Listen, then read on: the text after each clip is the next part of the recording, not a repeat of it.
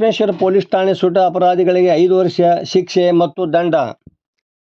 ಗದಗ ಜಿಲ್ಲೆ ಲಕ್ಷ್ಮೇಶ್ವರ ಪೊಲೀಸ್ ಠಾಣೆಗೆ 2017 ಫೆಬ್ರವರಿ 5ರಂದು ಬೆಂಕಿ ಹಚ್ಚಿದ ಪ್ರಕರಣಕ್ಕೆ ಸಂಬಂಧಿಸಿದಂತೆ ಹೆಚ್ಚುವರಿ ಜಿಲ್ಲಾ ಮತ್ತು ಸೆಷನ್ಸ್ ನ್ಯಾಯಾಲಯವು 23 ಜನ ಅಪರಾಧಿಗಳಿಗೆ ಸೋಮವಾರ ಶಿಕ್ಷೆ ಪ್ರಕಟಿಸಿದೆ. 8 ವರ್ಷಗಳ ನಂತರ ಶಿಕ್ಷೆ ಘೋಷಣೆಯಾಗಿದ್ದು ಎಲ್ಲ ಅಪರಾಧಿಗಳಿಗೆ 5 ವರ್ಷಗಳ ಶಿಕ್ಷೆ ಮತ್ತು ದಂಡ ವಿಧಿಸಲಾಗಿದೆ. ಪ್ರಕರಣಕ್ಕೆ ಸಂಬಂಧಿಸಿದಂತೆ ನ್ಯಾಯಾಧೀಶ ರಾಜೇಶ್ವರ ಶೆಟ್ಟಿ ಶಿಕ್ಷೆ ಪ್ರಕಟಿಸಿದರು. ಪ್ರಕರಣದ ಪ್ರಮುಖ ಆರೋಪಿಗಳಾದ ರವಿ ಹತ್ತಾಳ, ರಾಜು ಉಡುಚಪ್ಪ ಹೊಳಲಾಪುರ ಅವರಿಗೆ 5 ವರ್ಷ ಜೈಲು ಶಿಕ್ಷೆ ಜೊತೆಗೆ 5 ಲಕ್ಷ ರೂಪಾಯಿ ದಂಡ.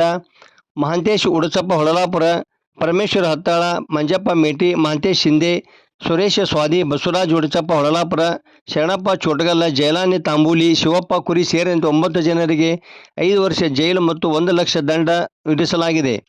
ಉಳಿದಂತೆ ಮಲ್ಲಪ್ಪ ಹತ್ತಾಳ, ಬಸವರಾಜ್ ಕೋರನ್ನವರ, ಬೀರಪ್ಪ ಬಳ್ಳಾರಿ, ಪರಸಪ್ಪ ಮೇಟಿ, ಮಂಜಯ್ಯ ಬಾಳೆಹಳ್ಳಿ ಮಠ, ಮಂಜಪ್ಪ ಇಮಡಿ, ಶಂಭುಲಿಂಗಯ್ಯ ಬರಗುಂಡಿ ಮಠ, ಇರ್ಫಾನ್ ತಹಶೀಲ್ದಾರ, ಮೈನುದ್ದೀನ್ ತಹಶೀಲ್ದಾರ, ಬಸವರಾಜ್ ಹರಿಜನ, ರಾಜು ಹರಿಜನ, ಚಂದ್ರಶೇಖರ್ ಸಾಧು ಇವರಿಗೆ 5 ವರ್ಷ ಜೈಲು ಮತ್ತು 5,000 ರೂಪಾಯಿ ಹಾಗೂ 1,000 ರೂಪಾಯಿ ದಂಡ ವಿಧಿಸಿದ್ದಾರೆ.